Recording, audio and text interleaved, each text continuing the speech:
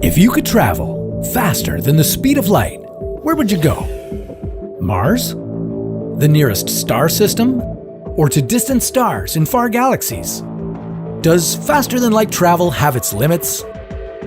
This is What If, and here's what would happen if we had working warp drive technology.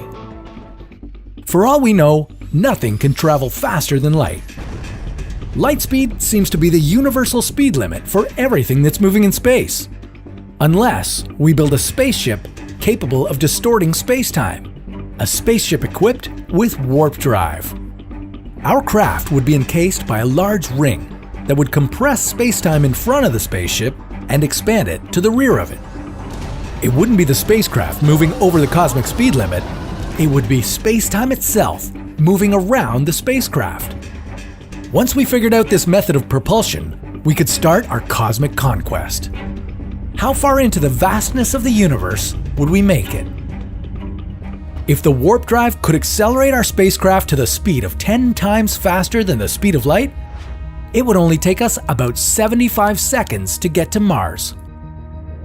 It would take even less time to get from the Earth to the Sun. Some 50 seconds of space travel, and there's our star, right in front of our eyes. From there, we'd speed to the inner limits of the Oort cloud, the beginning of the edge of our solar system. At 10 times the speed of light, we'd get there in about 72 days.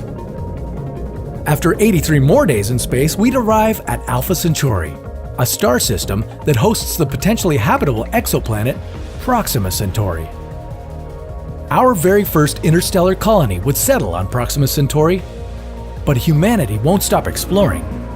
Our next stop would be the Gliese 667cc, the hotter and bigger version of Earth about 23.5 light-years away. This exoplanet might not turn out to be too hospitable, but it could be worth sending a crew on the 4.5-year round trip to check it out. Other manned crafts would take on trips to Kepler 442b and Kepler 452b, the next exoplanets on our list of potentially habitable worlds.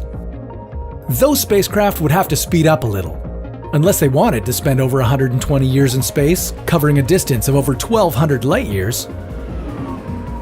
At a speed of 1,000 times faster than the speed of light, they'd only need about 437 days to reach those Kepler exoplanets.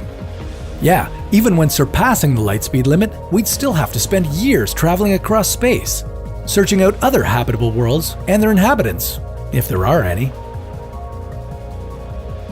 The universe is big, very big, and it keeps expanding. We'd never be able to travel to the edge of it, even with working warp drive. Our home galaxy, the Milky Way, is about 200,000 light-years across. Even if we could achieve the speed of 1 light-year per hour, it would take us 22 years to reach the outmost corner of our own galaxy. Let's come back down to Earth for a moment. The fastest space probe we've ever come up with is 90 million times slower than our hypothesized light-speed spacecraft.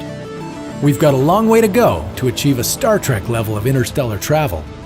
And don't forget that using warp drive technology would require an enormous amount of energy in the first place. Maybe we should start investing our resources into building a Dyson sphere around the Sun to fill all our energy demands once and for all. But that's a story for another What If.